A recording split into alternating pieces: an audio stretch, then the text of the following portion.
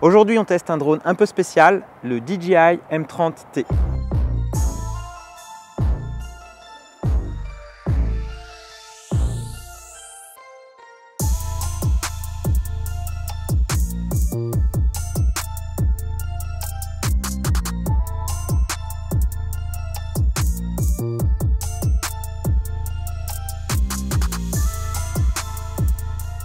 Et donc on est avec Tom qui va nous présenter ce drone.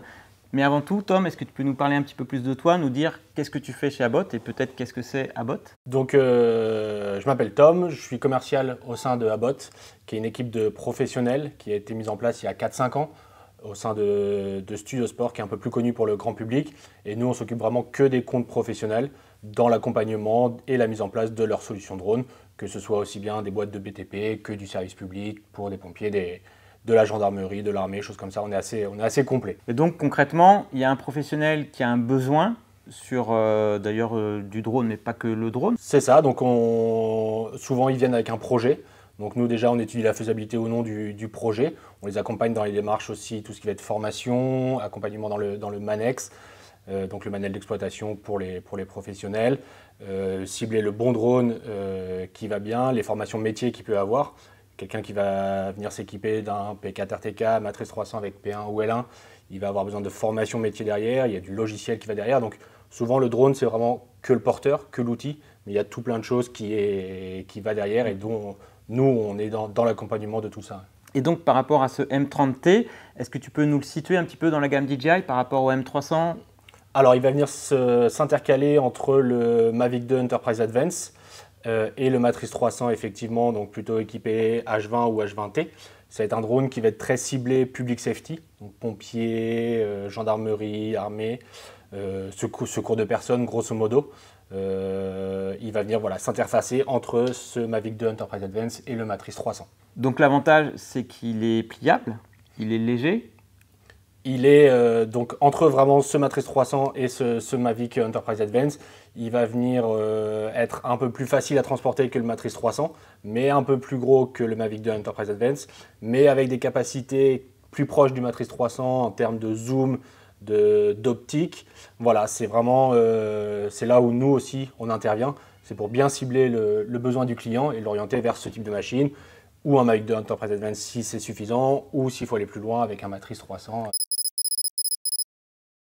Donc on a deux variantes, le M30 et le M30T, qu'est-ce qui les diffère? C'est ça, juste le M30T va venir avoir un capteur thermique radiométrique en plus, là où le M30 n'aura pas ce capteur thermique. Donc justement, en parlant de caméra, là sur sa caméra, on a 3 objectifs, c'est ça, sur le M30T? Alors sur le M30T, effectivement, on a 3 objectifs. On va avoir un capteur grand angle, qui va être un capteur d'1,5 pouce, 48 mégapixels. On va avoir un capteur zoom, qui va être un capteur également 1,5 pouce, 12 mégapixels, un capteur thermique radiométrique de 640 par 512. Le quatrième, c'est un télémètre laser. Du coup, on va pouvoir aller travailler une cible jusqu'à 1200 mètres. Et avec le zoom, c'est assez impressionnant. On l'a vu donc tout à l'heure lors des essais, on peut zoomer jusqu'à... Alors, on est en 16 fois optique et jusqu'à 200 fois en numérique. Donc, il faut savoir que l'optique, c'est vraiment un jeu de lentilles. Donc, on ne va pas perdre en qualité. Par contre, dès qu'on va passer en numérique, on va venir zoomer dans l'image.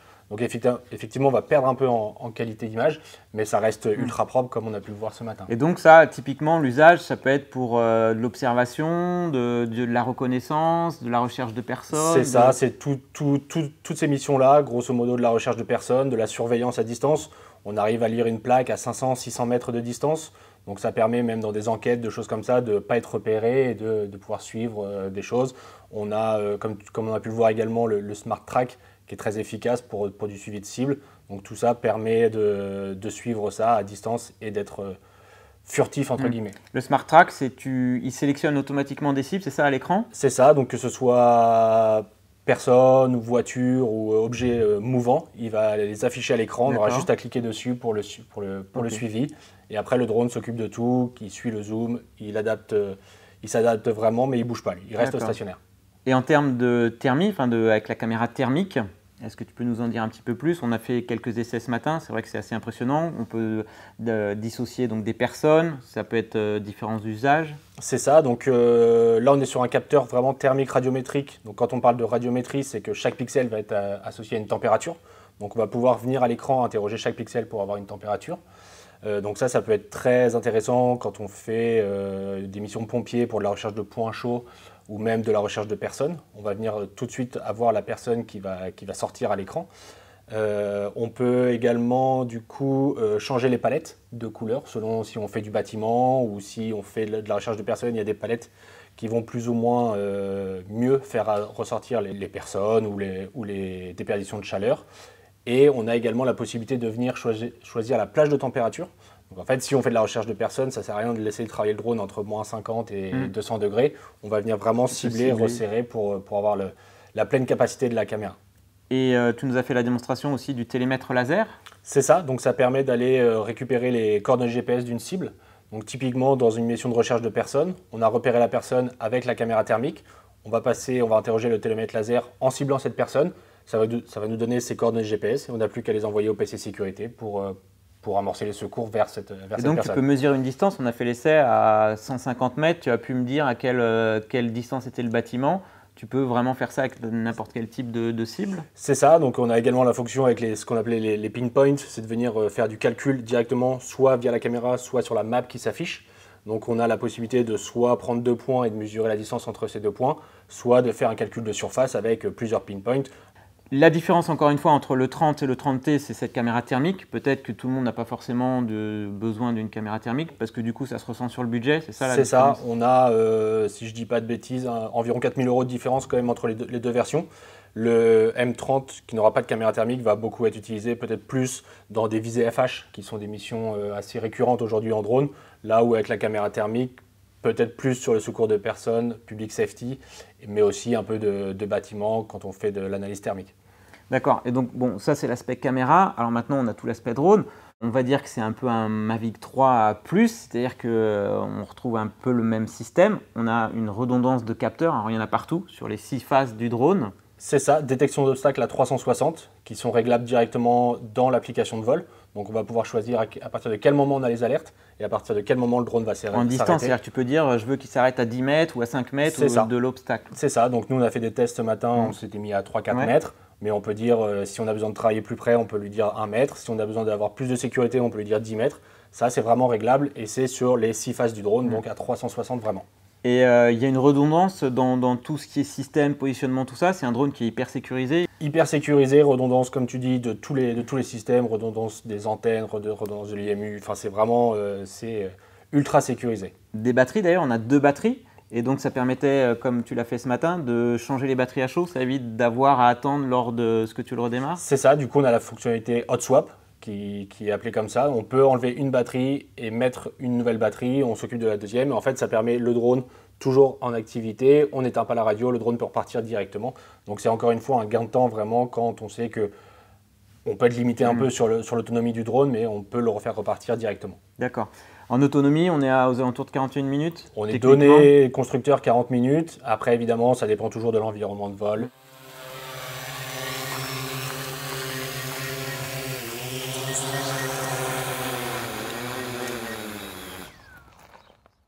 On a des bras, alors effectivement on a les hélices qui sont inversées par rapport à un Mavic, on a les hélices donc arrière qui sont sur le bas, et qu'est-ce que c'est que ça, ces deux petits... Alors on a les 2 antennes ici RTK qui permettent du coup de réceptionner soit un réseau N-Trip, Orphéon ou Teria pour avoir de la correction en temps réel et avoir du géoréférencement ultra précis de l'ordre de quelques centimètres. On peut également se connecter à la station mobile DRTK2 de chez DJI pour avoir cette précision centimétrique.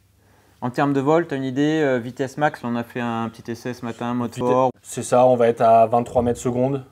On a une petite LED sur le dessus. Feu de navigation, du coup qu'on peut activer directement via l'application de vol, qui peut être utile en vol de nuit ou même pour être repéré d'autres aéronefs quand on fait des vols un peu particuliers. Et on peut, comme la gamme Enterprise, fixer un accessoire sur le dessus, c'est ça, haut-parleur. Tout à fait, donc là les premiers accessoires, on va avoir du haut-parleur, de la LED, mais évidemment il va y avoir des accessoiristes entre guillemets qui vont venir travailler dessus pour apporter certainement des choses nouvelles dessus. Et une des particularités de ce drone, c'est par exemple, on peut le voir sur les moteurs qui sont donc isolés, c'est qu'il est résistant, enfin étanche IP55, tout à fait. Donc résistance à la poussière et à l'eau. C'est ça, au corps solide et au corps liquide selon une inclination bien précise. Et surtout la grosse nouveauté, ça va être la radio qui elle est IP54 également. donc qui va être également très résistante à tout ça et qui permet un peu plus encore d'aller travailler dans des conditions dégradées. Alors là, du coup, on a vu tout ce qui était l'aspect physique, esthétique du drone, mais c'est vrai qu'il y a une grosse partie logicielle, et notamment avec cette nouvelle radiocommande qui est déjà assez imposante. On a un écran de 7 pouces, hyper lumineux. C'est ça, du coup, nouvelle radio DJI RC+. On est sur un écran 7 pouces de 1200 candela en luminosité. Donc c'est vraiment très lumineux, ça va permettre de travailler en journée sans problème en plein soleil, ce qu'on a pu faire ce matin derrière. On est sur une autonomie de la radio de 3 heures, avec la possibilité de venir derrière mettre une WB37 et donc par batterie rajouter 3 heures d'autonomie. Donc on peut vraiment travailler toute la journée sans problème, on n'est jamais limité de par les batteries. Application de vol du coup qui est DJI Pilot 2, une nouvelle application et vraiment dédiée à ce drone-là pour le moment. Distance de vol maximum atteinte. Une autre fonctionnalité assez intéressante de ce drone, c'est que tu peux partager à un centre déporté via une transmission internet les données que tu es en train de filmer ou que tu es en train d'exploiter. C'est ça, du coup il y a plusieurs solutions pour faire cela. Aujourd'hui on va être compatible sur DJI Flight Hub 2 qui va être une plateforme de gestion de drones qui permet notamment cette retransmission en direct, mais on a toujours la possibilité de renvoyer le flux via la sortie HDMI ou de venir streamer via un serveur RTMP ou choses comme ça, on a toujours la possibilité de le faire. Mais concrètement, une mission qui se passe à Rouen, un centre de contrôle à Marseille peut avoir en direct les informations. C'est ça, donc on peut même imaginer des missions de police qui ont lieu en Outre-mer et tout est vu en direct, en temps réel, à Paris directement. D'accord. Et d'un point de vue sécurisation des données, je sais que DJI a vraiment travaillé sur le sujet et insiste là-dessus. Il y a différents critères de données que tu peux envoyer dans le cloud. C'est ça, on est même capable de travailler complètement fermé de tout Internet. Donc ça, c'est vraiment un des points sur lesquels DJI veut travailler. Donc c'est des modes qui sont proposés également dans ce drone-là. Même sur les serveurs de DJI, tu peux ne rien envoyer et garder tout c'est ça, de tout manière à fait. Très confidentielle. Ce drone a une plage d'utilisation aussi très large, que ce soit en termes de température. Je crois que c'est -20 jusqu'à +50. C'est ça, tout à fait. Donc en montagne notamment, tu peux l'utiliser. Je crois qu'on peut l'utiliser jusqu'à 7000 mètres d'altitude. C'est ça, donc on va avoir quand même des hélices haute altitude pour ce drone-là.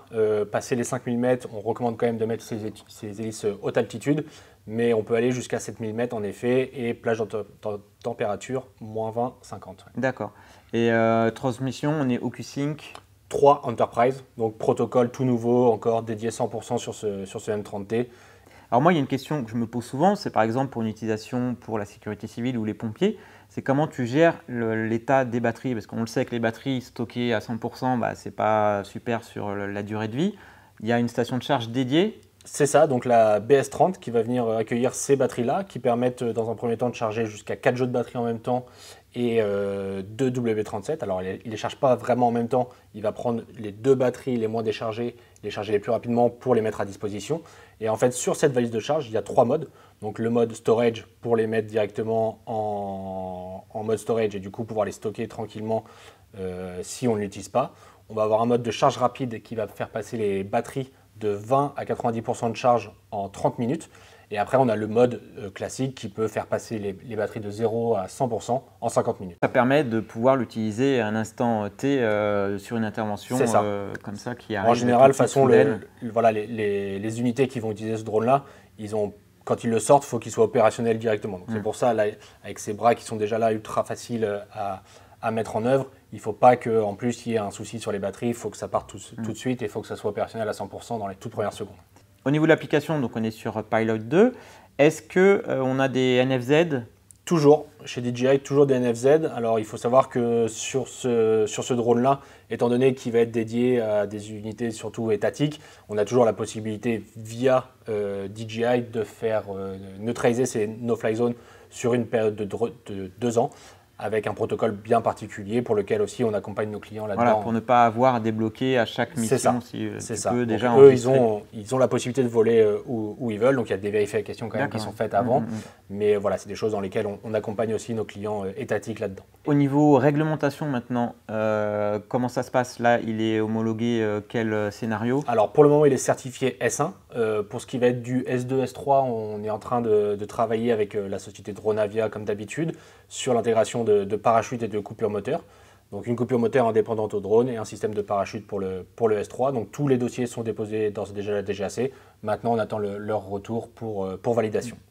Là, à l'heure actuelle, il est disponible déjà à la vente ou c'est des pré-séries C'est des précommandes pour le moment. Les premières unités devraient être shippées d'ici les prochains jours. Donc on devrait les voir arriver vers la mi-mai. Et concrètement, tu peux nous dire quelle profession, quel type de client en fait peut être intéressé par ce drone ou quel organisme d'État justement peut être intéressé par toutes ces fonctionnalités? Ouais, donc ça va être typiquement du pompier, unité de pompiers donc des différents SDIS de France. On va avoir des unités de gendarmerie, potentiellement de police, l'armée, mais quelqu'un qui travaille dans le BTP pour le M30T peut aller faire des analyses de bâtiments, faire de la déperdition de chaleur, choses comme ça. Et la version M30, donc sans capteur thermique, va sûrement être très utile dans les visées FH, dans les missions de télécom. Donc là, on a la version M30T, encore une fois avec la caméra thermique. On a l'autre version, donc un peu moins chère, avec le M30. Les prix, on est aux alentours de 9 000 euros. C'est ça, 9 300 TTC pour le M30 et 13 000 euros TTC pour le M30T. Ça comprend logiciel utilisation ou tu as des frais après supplémentaires Alors à ce prix-là, ça comprend le drone, la radiocommande, on a un jeu de batterie, on a la valise de transport du drone et on a la valise de charge également. Ce qu'il faudra penser en plus avec les homologations et des batteries supplémentaires et accessoires consommables entre guillemets en plus. Et une licence pour le cloud, non? Ou si tu exploites le... Pour FlightHub, pour le moment, c'est dispo gratuitement en test, mais effectivement après il y aura des licences et ça deviendra payant. Actuellement, cette radiocommande elle est compatible qu'avec la gamme M30, M30T? Tout à fait. Alors c'est quelque chose qui, a priori, est donné compatible bientôt avec le Matrice 300. Pour le moment, aucune information de date là-dessus, mais étant donné la qualité de la radio, c'est pas dit que ça n'arrive pas rapidement sur d'autres drones. Et donc, concrètement, celui qui hésite entre un M300, où là on va pouvoir ajouter des payloads, des choses, des outils en fait en plus, ça va être ça essentiellement la différence, ou est-ce que tu vois justement, enfin, est-ce que tu pourrais conseiller entre l'utilisation entre un M30 et un M300? C'est ça, alors lui c'est vraiment, il faut le voir comme un mini Matrice 300 avec une H20 ou une H20T. Il va clairement s'adresser aux personnes qui avaient dans l'idée de partir sur un Matrice 300 juste avec une H20T ou juste avec une H20. Par contre, c'est vrai que ce Matrice 300 a toujours cette capacité de faire d'emport d'autres charges. Que ce soit une P1 si on veut faire des travaux de photogrammétrie, si on veut faire de la lasergrammétrie avec le L1, voire même des capteurs tierces, il y en a beaucoup. Là, c'est vraiment la caméra est à demeure, on l'achète comme ça et on n'y touche pas et on ne peut pas le modifier par la suite. On a une version avec un dock aussi où il peut être totalement autonome? C'est ça, donc grosse nouveauté sur cette gamme-là, le DJI Dock, qui n'est pour le moment pas commercialisé en Europe, qui le sera très certainement à partir de début 2023. Donc ce sera des M30 et M30T. Par contre, on ne pourra pas venir y mettre ce M30 ou M30T. Ce sera vraiment des drones dédiés. Et effectivement, c'est une station de recharge dédiée vraiment à sécurisation de sites industriels ou autres. Et c'est du drone automatique. Donc pour moi, franchement, ce drone, il est vraiment technologiquement impressionnant. C'est un outil, je trouve, essentiel pour, par exemple, de la mission de sécurité civile, de secours, tout ça. Est-ce qu'au niveau réglementation, en France, on a les moyens d'utiliser une telle machine? On a les moyens. Alors après, le vol de drone est très réglementé. Et effectivement, il y a pas mal de choses à respecter, que ce soit pour les télépilotes professionnels, mais aussi pour les unités étatiques. Donc effectivement, il y a toute une checklist entre guillemets à respecter. Le droit à l'image c'est le même pour tout le monde. Il y a vraiment des problématiques comme ça qui sont liées à toute utilisation. Donc ce matin, on a vu ce M30T. Tu nous as sorti aussi la Grace, le T10. C'est ça, le T10, donc qui est drone dédié vraiment à l'agriculture pour le coup. Pulvérisation. Pulvérisation. Donc on a le T10 et le T30 au catalogue. Et ce matin, c'est le T10 qu'on a vu. Et du coup, vous avez de la clientèle, tu me disais, en Afrique? C'est ça, donc le T30 pour le coup, c'est vraiment un mastodonte, donc 80 kg au décollage. Évidemment, la législation française aujourd'hui ne permet pas d'utiliser sereinement et facilement en tout cas ce drone. C'est possible, mais c'est très restrictif. Mais c'est vrai qu'on a pas mal de clients en Afrique qui pour le coup, c'est un peu plus simple pour eux d'utiliser ce drone et c'est plutôt là-dessus qu'on se dirige.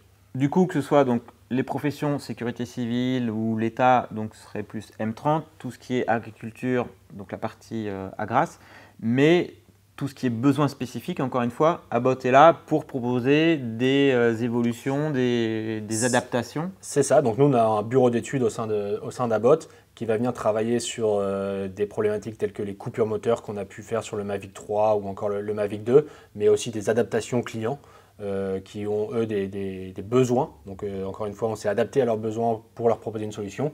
On a pu voir notamment le système de frelons, pour les nids de frelons ensemble. On a des systèmes de pulvérisation, mais plutôt pour du traitement de toiture. On va avoir des crochets de largage. Enfin, on a vraiment toute une gamme large. Et on fait également du roulant, donc avec des personnalisations de voitures radiocommandées ou autres, mais également du sous-marin. Donc voilà, on est très large. On s'adapte vraiment aux besoins du client. Ce matin, ouais, tu nous as montré, pour les frelons, c'est un canon de paintball en fait, dans lequel on met des petites pastilles d'insecticides. Des billes d'insecticides, c'est ça. Donc ça se fait beaucoup aujourd'hui dans le traitement de nids de frelons, mais à main, donc avec un paintball. Et en fait, la problématique était que le paintball ne pouvait pas atteindre le nid qui était vraiment situé très haut. Donc en fait, on a eu l'idée de le mettre sur un drone et de... Même tout ça, c'est automatisé avec ta radiocommande. C'est ça, déclenchement à distance et avec une petite caméra FPV sur le canon pour la visée. Merci Tom en tout cas pour cet essai. C'était vraiment une matinée super instructive de voir toutes ces machines.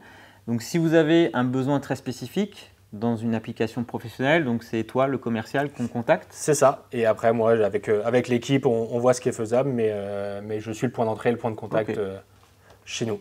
Bah super, merci beaucoup Tom en tout cas merci pour ton accueil. Et à la prochaine. Voilà, bah écoutez, moi d'ici là je vous dis à bientôt pour de prochaines vidéos. Ciao.